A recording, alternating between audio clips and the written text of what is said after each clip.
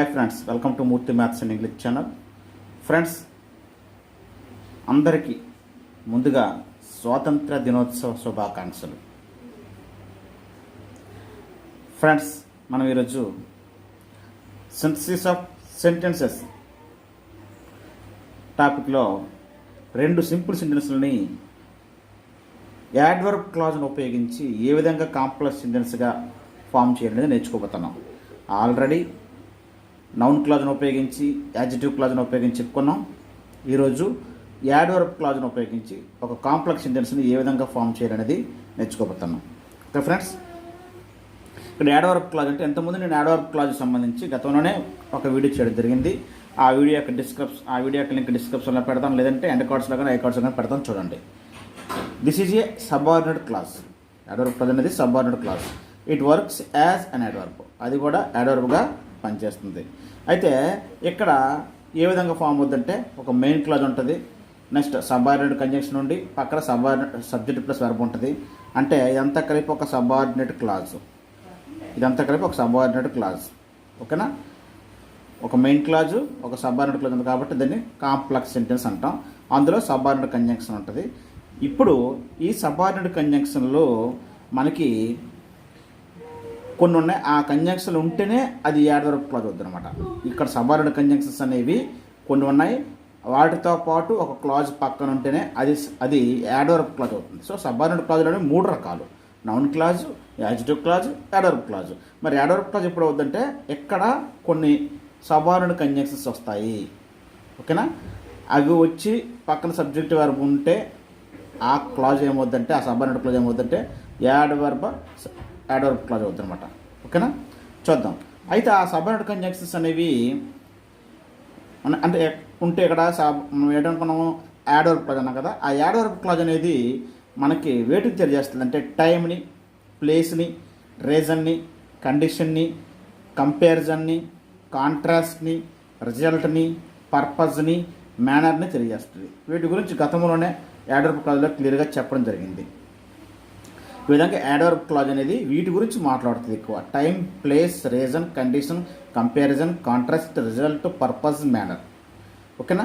అయితే ఇది ఎలా తెలుస్తుంది అంటే వీటికి సంబంధించి కొన్ని కంజంక్షన్స్ ఇక్కడ వాడబడతాయి అన్నమాట. టైంకి సంబంధించినవి, ప్లేస్కి సంబంధించినవి, రీజన్ సంబంధించినవి, కండిషన్ సంబంధించినవి, కంపారిజన్ సంబంధించినవి, కాంట్రాస్ట్ సంబంధించినవి, అలాగే రిజల్ట్కి సంబంధించినవి, పర్పస్ తెలియజేసేవి, మేనర్ తెలియజేసేవి కొన్ని సబార్డినేట్ కంజంక్షన్స్ ఉంటాయి. వాటితో పాటు కానీ మనకి ఇక్కడ ఒక క్లాజ్ ఉంటే అది యాడ్వర్బ్ క్లాజ్ అవుద్ది. మొత్తం పెట్టే దీంతో ఏర్పడిన మొత్తం సెంటెన్స్ ఏమవుతుందంటే కాంప్లెక్స్ సెంటెన్స్ అవుద్ది. ఓకేనా? సబార్డినేట్ క్లాజ్ ఏర్పడింది కాంప్లెక్స్ సెంటెన్స్ అవుద్ది. అంటే అక్కడ ఉన్న నౌన్ క్లాజ్ అయినా, ఇక్కడ ఏర్పడింది యాడ్జెక్టివ్ క్లాజ్ అయినా, ఇక్కడ ఏర్పడింది యాడ్వర్బ్ క్లాజ్ అయినా సరే మొత్తం సెంటెన్స్ మాత్రం ఒక కాంప్లెక్స్ సెంటెన్స్. ఎందుకంటే ఒక మెయిన్ క్లాజు, ఒక సబార్డినేట్ క్లాజ్ ఏర్పడుతుంది కాబట్టి. ఇప్పుడు టైం తెలియజేసేవి ఏమనంటే ఇక్కడ conjunctions as long as, as soon as, no sooner than, after, before, when, till, until. అలాగే ప్లేస్ని తెలియజేసేవి వేర్, వేరెవర్. రీజన్ తెలియజేసేవి బికాజ్, సిన్స్, యాజ్ లేదా యాజ్, సిన్స్, బికాజ్. కండిషన్ తెలియజేసే కండిషన్ ఇలా ఉన్నట్లయితే ఇలా జరుగుతుందని, ఇఫ్, వెదర్, అన్లెస్. కంపారిజన్ తెలియజేసి పోలికలు as as, than, so as. Contrast తెలియజేసేవి though, yet, although, yet, even if, even though, however. Though, although, even though, even if, however అనేవి contrast సంబంధించినవి. ఎలా జరిగినప్పటికీ, బాగా చదివినప్పటికీ, ఫెయిల్ అయ్యాడు అంటే వ్యతిరేక చర్యలు జరుగుతుందన్నమాట. Next purpose, so that, lest. Result, so dash dash that, such that.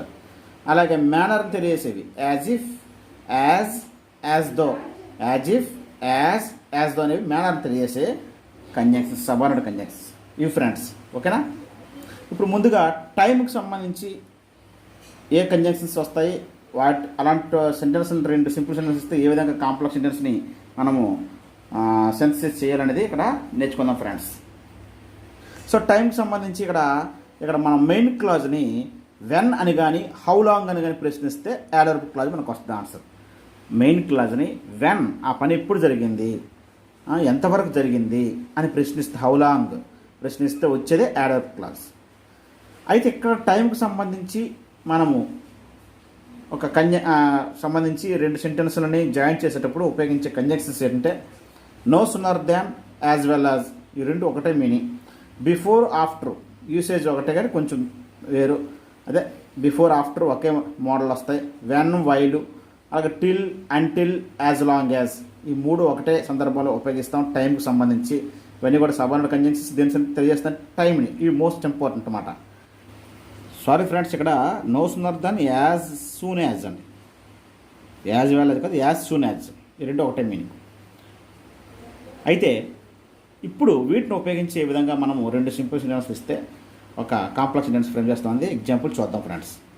The teacher entered the class, the students became silent.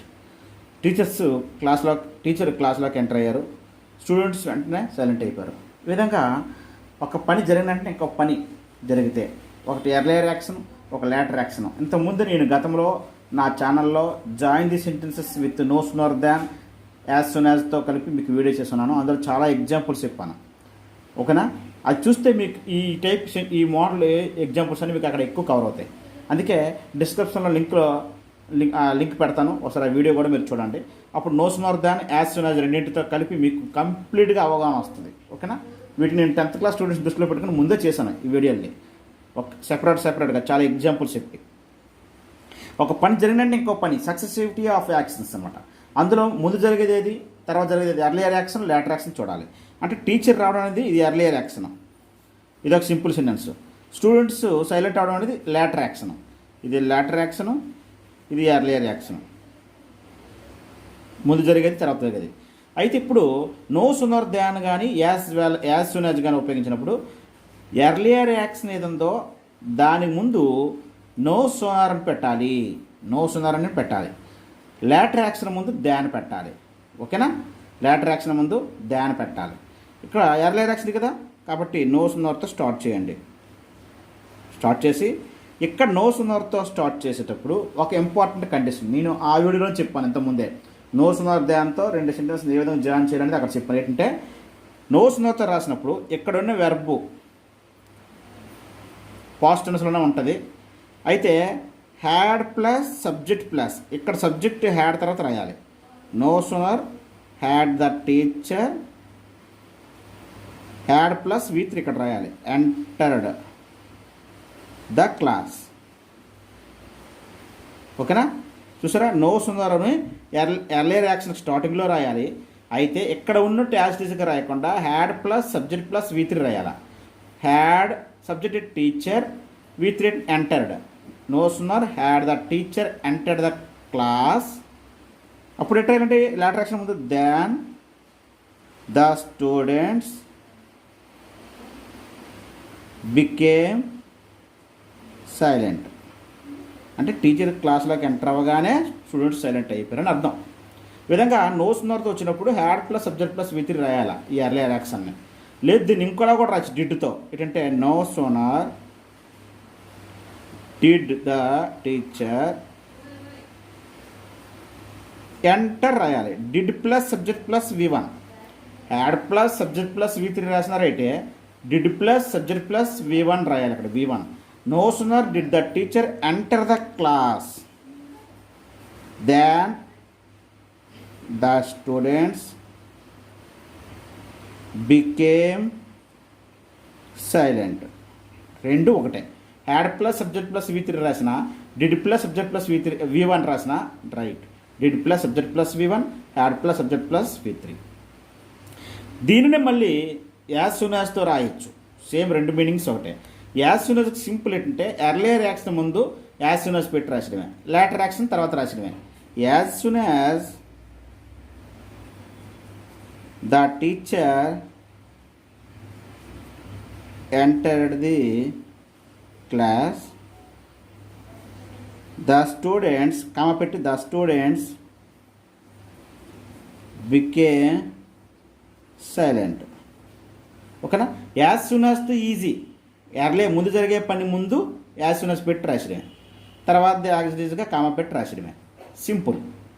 దీనికి సంబంధించి నేను వీడియో చేస్తున్నాను, ఎగ్జాంపుల్స్ ఎక్కువ ఉంటాయి, ఇచ్చోండి. అయితే దీన్ని కూడా వెన్తో పెట్టి కూడా రాయొచ్చు. వెన్ ఏంటంటే the teacher entered the class the students became silent. అంటే ఎప్పుడైతే టీచర్ క్లాస్లోకి రాగానే వచ్చినప్పుడు స్టూడెంట్స్ సైలెంట్ అయిపోయారు. When the teacher entered the class అని కూడా చెప్పొచ్చు. When the teacher entered the class the students became silent. When కూడా ఉపయోగించవచ్చు. As soon as no soon దాంతో వచ్చిన సెంటెన్స్లకి కొన్నింటికి వెన్ కూడా పెట్టి రాసిన రైటే. ఓకేనా. When the teacher entered the class, teacher స్కూల్లోకి రాగానే క్లాస్లోకి రాగానే the students became silent. When పెట్టి కూడా రాయొచ్చు యాజ్ సూన్ యాజ్ దగ్గర. ఓకేనా.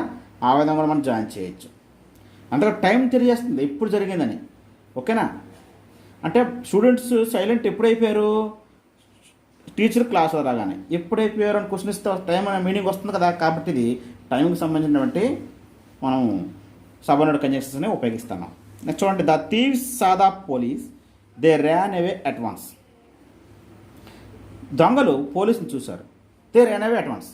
ఒకసారి వాళ్ళు పారిపోయారు అట్ వన్స్. అయితే ఇది కూడా ఒక పని జరిగిన వెంటనే ఇంకో పని జరుగుతుందన్నమాట. అదంతా ఎర్లియర్ యాక్షన్ లేటర్ యాక్షన్. దీన్ని కూడా నో సుందర ధ్యానం యాజ్ సూన్ యాజ్ రాయొచ్చు, వెన్తో కూడా రాయొచ్చు. ఇక్కడ నో సుందర ధ్యానంతో రాద్దాం. ఎర్లియర్ యాక్షన్ ఏంటంటే the thieves saw the police, అంటే దొంగలు పోలీసుని చూడడం అనేది ఎర్లియర్ యాక్షన్. ఆ తర్వాత ఏం జరిగింది, వాళ్ళు పారిపోవడం, ఇది later action. So earlier action ముందు నో సుందర పెట్టాలి. నో సుందర పెట్టి had plus subject plus had the thieves V3 అండి. Had the thieves seen, had plus V3 seen the police. Than పెట్టి లేటర్ యాక్షన్ రాయండి. Than they ran away at once. No sooner had the thieves seen the police than they ran away at once. పోలీసులు దొంగలు పోలీసుని చూసిన వెంటనే పారిపోయారు. ఒక పని జరిగిన వెంటనే ఒక పని జరగడం. దీనినే యాజ్ సూన్ యాజ్తో కూడా రాయొచ్చు. యాజ్ సూన్ యాజ్ సింపుల్గా ఎర్లియర్ యాక్షన్ ఏదో చూడండి. ఎర్లియర్ యాక్షన్ చూసుకుంటే దాని ముందు పెట్టాడు. As soon as the thieves saw the police comma they ran away at once. ఓకేనా. As soon as the thieves saw the police they ran away at once. So no సున్నర్కి మాత్రమే had plus subject plus V3 కానీ did plus subject plus V1 కానీ ఉపయోగించాలి. Did the thieves C అని ఉపయోగించడం కానీ చేయాలి. యాజ్ సూన్ యాజ్ అయితే ఎర్లియర్ యాక్షన్ ద్వారా సరిపోద్ది. ఓకేనా. లేదు వెన్తో కూడా రాయొచ్చు. When the thieves saw the police they ran away at once. దొంగలు పోలీసు చూడగానే చూసినప్పుడు పారిపోయారు అని. చూడగానే పారిపోయారు. వెన్ కూడా ఉపయోగించవచ్చు. కానీ ఇలా ఒక పని జరిగిన వెంటనే ఇంకో పని జరుగుతుంది అనుకోండి. అంటే బెల్ కొట్టగానే పిల్లలు బయటకు వెళ్ళిపోవడం, టీచర్ రాగానే పిల్లలు నిలబడము, పోలీసులు దొంగను చూడగానే పారిపోవడం, ఇలాంటి వాటికి ఎక్కువగా నో సున్నర్ ధ్యానం యాజ్ సూన్ యాజ్తో మాత్రమే రాయాలి. ఓకేనా. సక్సెసివిటీ ఆఫ్ యాక్షన్స్ అంటారు. అందులో ఎర్లీ యాక్షన్కి ముందే యాజ్ సూన్ యాజ్ ఉపయోగించడం, నో సున్నర్ ఉపయోగించి చేయాలి. లేటర్ యాక్షన్ ముందు ధ్యాన్ ఉపయోగించాలి. ఇప్పుడు నో సున్నర్ ధ్యానికి. ఓకేనా. Next I reached his house I found him asleep at that time. నేను అతని ఇంటికి రీచ్ అయ్యాను. I found him asleep at the time. ఇంటికి వెళ్ళగానే అతన్ని చూసాను ఏంటంటే పడుకోవడం ఆ టైంలోని. ఎట్ దట్ టైం ఉందంటే వెన్తో పెట్టి రాయండి. అంటే నేను వెన్ ఉపయోగించి అలా రాస్తాం. దీన్ని వెన్ ఉపయోగించి రాయాలి. అంటే నేను అతని ఇంటికి వెళ్ళేటప్పటికి అతను నిద్రపోవడం నేను చూశానని. అప్పుడు ఎట్ దట్ టైం రిమూవ్ చేసేయాలి. సో అప్పుడు ఏం చేస్తామండి, when I reached his house comma I found him asleep. ఓకేనా. ఈ విధంగా అంటే నేను అతని ఇంటికి వెళ్ళేటప్పటికి అతను నిద్రపోవడం నేను చూశాను అని చెప్పడం. ఇలాంటి సందర్భాల్లో వెన్ ఉపయోగిస్తాం. ఇది వెంటనే జరిగిపోయింది కాదు. ఇది నేను ఇంటికి వెళ్ళే సమయానికి అతను నిద్రపోవడం నేను చూశాను అని చెప్పడం. అప్పుడు ఏంటంటే ముందు జరిగిన పని ఏది అంటే అక్కడికి వెళ్ళడం. అంటే మనం ఒక పని జరిగినప్పటికీ అని మీనింగ్ వచ్చినప్పుడు అలాగే ఏ సెంటెన్స్కి వస్తుందో దానికి వెన్ పెట్టాలి. ఓకేనా. అంటే ఇక్కడ ఏంటి, ఐ ఫౌండ్ హిమ్ అస్లీప్, అతను పడుకోవడం చూశాను. ఎప్పుడు చూసావు, నేను ఇంటికి వెళ్ళే టైంకి అతను పడుకోవడం చూశాను. కాబట్టి వెన్ అనేది దీనికి మాత్రమే పెట్టాలి. నెక్స్ట్ అండి, it was raining my father went out. అంటే వర్షం పడుతుంది, మా father went out. When my father went out it was raining. నా ఫాదర్ బయటకు వెళ్ళాడు, ఆ సమయంలో వర్షం పడుతుంది. ఓకేనా? It was raining when my father went out. ఓకేనా? అంటే ఇట్ వాజ్ రైనింగ్ వెన్, ఎప్పుడు వర్షం పడుతుంది? మా ఫాదర్ బయటికి వెళ్ళాడు, ఇప్పుడు వర్షం పడుతుంది అనమాట. కాబట్టి it was raining when my father went out అని చెప్పాలి. లేదా ఈ ఫార్ట్ని ముందు రాయొచ్చు, when my father went out comma పెట్టాలి, అప్పుడు ఇట్ వాజ్ రైనింగ్ అని చెప్పాలి. సబార్డినేట్ క్లాజ్ని కానీ ముందు రాస్తే మధ్యలో కామా వస్తుంది. ఓకేనా? లేదా దీన్ని ఇంకో రాయొచ్చు, వైల్తో కూడా రాయొచ్చు. While it was raining my father went out అంటే వర్షం పడుతున్న సమయంలో మా ఫాదర్ బయటికి వెళ్ళాడు అని రాయొచ్చు. While it was raining, while it was raining, while it was raining my father went out. ఓకేనా? వెంటతో ఉపయోగించినప్పుడు when my father went out it was raining అని చెప్పాం. మా ఫాదర్ బయటకు వెళ్ళేటప్పటికి వర్షం పడుతుంది అని. వైల్ ఇట్ వాజ్ రైనింగ్, వర్షం పడుతున్న సమయంలో మా ఫాదర్ బయటకు వెళ్ళాడు. ఎలాగ ఉపయోగించినా ఈ రెండు కాంప్లెక్స్ సెంటెన్స్లే. చూసారా? ఇది ఒక మెయిన్ క్లాసు, ఇది సబార్డినేట్ క్లాస్. అలాగే ఇక్కడ సబార్డినేట్ క్లాస్, ఇది మెయిన్ క్లాస్. లేదు ఈ మెయిన్ క్లాస్ ఇటు పక్క రాయొచ్చు. ఎలాగంటే my father went out while it was raining. Main class ఇటు వచ్చి సబార్డినేట్ క్లాస్ అటు వెళ్తే మధ్యలో కామా ఉండదు. సబార్డినేట్ క్లాస్ ఇటు వచ్చి మెయిన్ క్లాస్ అటు వెళ్తే మధ్యలో కామా ఉంటుంది. ఓకేనా? నెక్స్ట్ అండి, he knocked at the door I was watching TV. అతను డోర్ కొట్టాడు, నేను టీవీ చూస్తున్నాను. అంటే నేను టీవీ చూస్తున్న సమయంలో అంటే ఇక్కడ డోర్ కొట్టాడు. ఎప్పుడు కూడా డోరు నేను టీవీ చూస్తున్న సమయంలో. డోర్ ఎప్పుడు కొట్టాడు? టీవీ చూస్తున్న సమయంలో. కాబట్టి దీనికి వైల్ చూస్తున్న సమయమున అని వైల్ దీనికి ఉపయోగించాలి. He knocked at the door while I was watching TV. He knocked at the door while I was watching TV. ఓకేనా? నెక్స్ట్ అంటే Mohan finished his work I kept on waiting for him. Mohan work పూర్తి చేశాడు. I kept on waiting for him, నేను అతని కోసం wait చేస్తూ ఉన్నాను. దీన్ని ఈ రెండింటిని అంటే ఒక వ్యక్తి ఒక పని పూర్తి చేశాడు, నేను అతని కోసం వెయిట్ చేశాను అంటే అతను ఆ పని చేసినంత వరకు అతను వెయిట్ చేశాను. దీని మీనింగ్ ఏంటి వస్తుంది అంటే టిల్, అంటిల్, అలాగే యాజ్ లాంగ్ యాజ్ అని ఇక్కడ ఉపయోగిస్తాం. ఈ మూడింటిని కూడా రాయొచ్చు. ఒక పని జరిగినంత వరకు వెయిట్ చేస్తూ ఉంటే ఎంతవరకు ఉన్నారో హౌ లాంగ్ అని ఇక్కడ క్వశ్చన్ వస్తుంది. అర్థమైందా? I kept on waiting for him, అతని గురించి వెయిట్ చేస్తాం. హౌ లాంగ్, ఎంతవరకు, ఎంతసేపు అంటే అతను పని పూర్తి చేసినంత వరకు అని అర్థం. అలాంటి సందర్భాల్లో యాజ్ లాంగ్ యాజ్ కానీ టిల్ కానీ అంటే కూడా ఉపయోగిస్తాం. ఇక్కడ I kept on waiting for, ఎవరి కోసం అంటే మోహన్ కోసం, ఫర్ హిమ్ కదా, ఫర్ మోహన్. టిల్ ఇక్కడ చూడండి, మోహన్ ఫినిష్ హిజ్ వర్క్ కదా, టిల్ లేదు కదా, till he finished his work.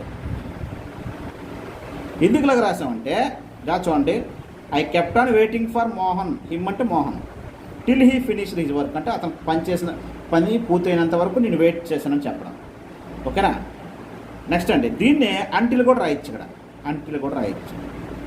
I kept on waiting for Mohan until he finished his work. నేను మోహన్ కోసం వెయిట్ చేశాను ఇప్పటి వరకు అతని పని పూర్తి చేసినంత వరకు అని.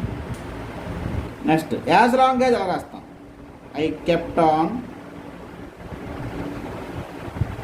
Waiting for Mohan as long as he finished his work.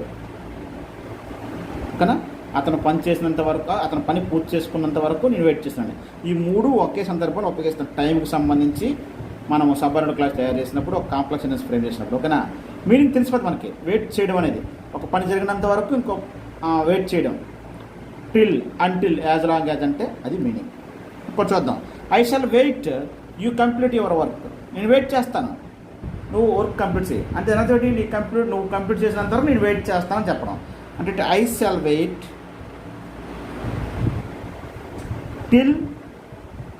till you complete your work, till you complete your work. I shall wait till you complete your work. అలాగే టిల్ తర్వాత ఏంటి రాయొచ్చండి, అంటిల్ రాయొచ్చు, ఇంకా యాజ్ లాంగ్ యాజ్ కూడా రాయొచ్చు. I shall wait as long as you complete your work, I shall wait till you complete your work, I shall wait until you complete your work. ఏదైనా నువ్వు నీ work complete చేసినంత వరకు నేను wait చేస్తాను అని. ఓకేనా? ఈ విధంగా ఒక పని జరిగినంత వరకు వెయిట్ చేసి ఉండడము. ఆ సందర్భాల్లో హౌ లాంగ్ అనే సందర్భంలో till, until, as long as అని ఉపయోగిస్తాం. సో మొత్తం పెట్టి ఇవన్నీ కూడా కాంప్లెక్స్ సెంటెన్స్లేనండి.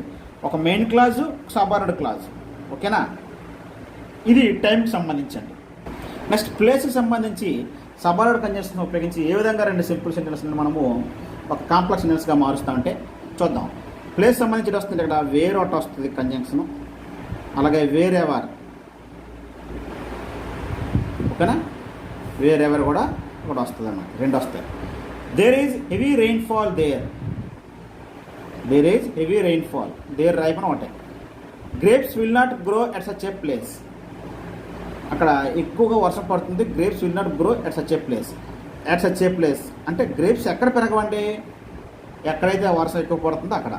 గ్రేప్స్ ఎక్కడ పెరగవు అని ప్రశ్నిస్తే, వేరుని ప్రశ్నిస్తే దీని ఆన్సర్ వస్తుంది రెయిన్ఫాల్ ఎక్కువగా ఉన్న దగ్గర అని. సో దీనికి వేరు పెట్టాలా. గ్రేప్స్ విల్ నాట్ గ్రో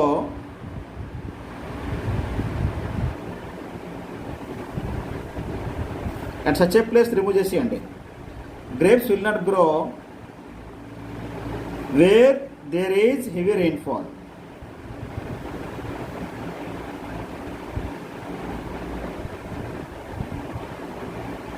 ఓకేనా? అంటే ఇది మెయిన్ క్లాజ్ అనమాట. అంటే గ్రేప్స్ ఎక్కడ పెరగవు వేర్ అని ప్రశ్నిస్తే ఎక్కడైతే రెయిన్ఫాల్ ఉందో అక్కడ పెరగదని. కాబట్టి వేర్ అనేది దీనికి మాత్రం పెట్టాలి మనం. Where there is heavy rainfall, ఎక్కడైతే ఎక్కువ రెయిన్ఫాల్ ఉంటుందో అక్కడ పెరగదని. కానీ ఈ విధంగా ప్లేస్ సంబంధించి వేరును ఉపయోగించి రాస్తాం. ఇదంతా కూడా ఒక సబార్డినేట్ క్లాజు, ఇది ఒక మెయిన్ క్లాజు, మొత్తం కాంప్లెక్స్ సెంటెన్స్ అనమాట.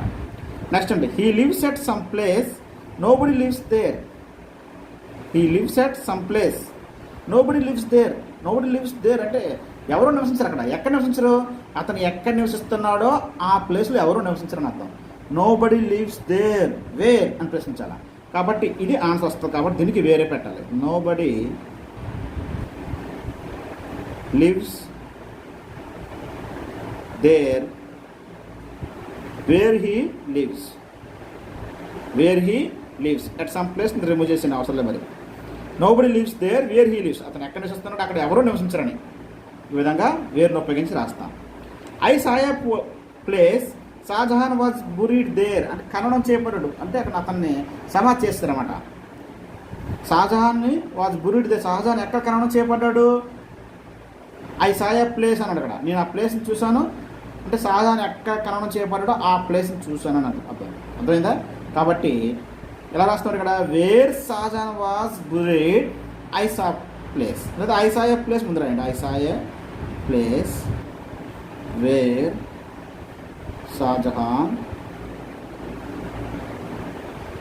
Was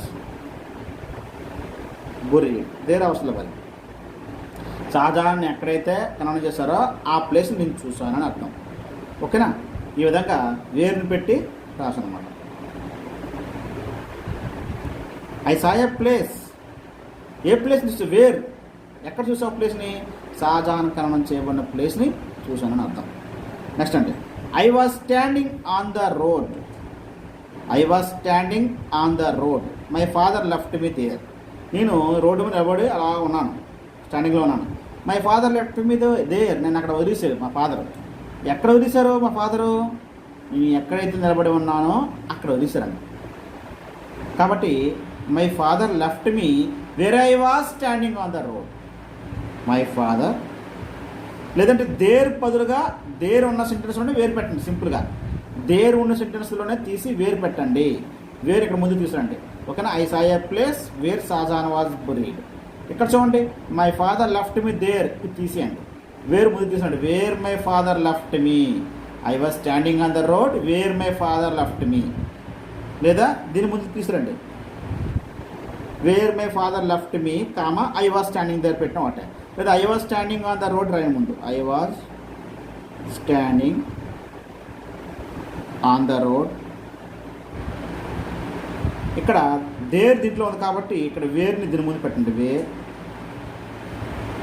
my father left me. అర్థందా?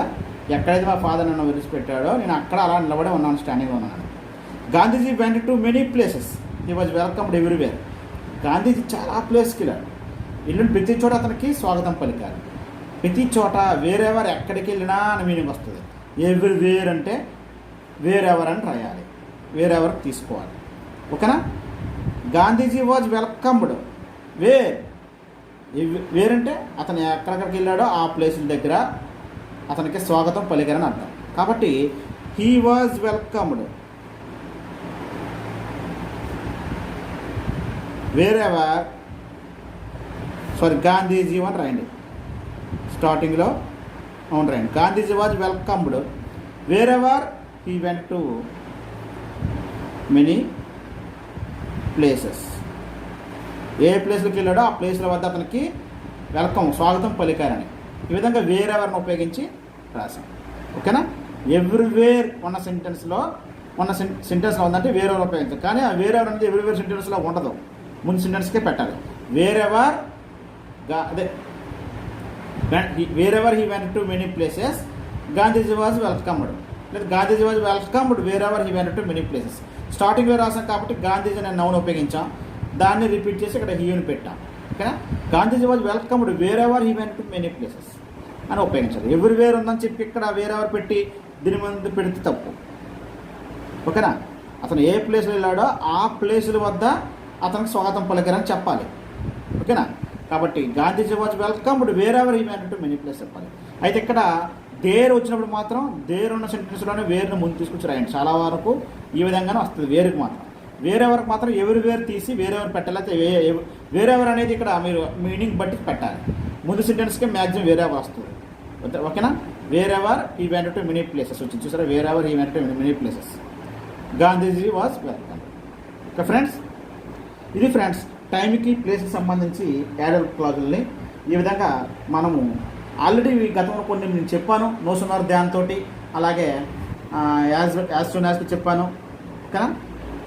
Next అంటే మనకి ఈ టైంకి సంబంధించి మనము కొన్ని రెండు వదిలేసారు. ఏంటంటే బిఫోర్ ఆఫ్టర్ మీకు చెప్పడం వదిలేశాను. బిఫోర్ ఆఫ్టర్ ఎందుకు చెప్పలేదంటే నేను బిఫోర్ ఆఫ్టర్ కూడా మీకు ఆల్రెడీ ఒక వీడియో చేశాను. రెండు సెంటెన్స్లని బిఫోర్ ఆఫ్టర్తో ఏ విధంగా జాయిన్ చేయాలని, ముందు జరిగే పనిని తర్వాత జరిగే పనిని చెప్పాను. ఆ వీడియో కూడా చూడండి నా ఛానల్లో. Join the simple sentences, join the sentences with before after, అలాగే no sooner than, as soon as వీడియోలు కూడా ఉన్నాయి. వాటిని కూడా చూడండి పూర్తిగా. అప్పుడు టైంకి సంబంధించి టైంకి సంబంధించి మొత్తం అవగాహన వస్తుంది. అలాగే ప్లేస్ సంబంధించి మీకు వేరెవర్ ఈజీగా మీరు రాయొచ్చు. ఓకే ఫ్రెండ్స్, ఈ వీడియో మీకు నచ్చినట్లయితే మీ ఫ్రెండ్స్ షేర్ చేయండి. Okay, thank you friends. Next మంచి వీడియోతో మీ ముందుకు వస్తాను.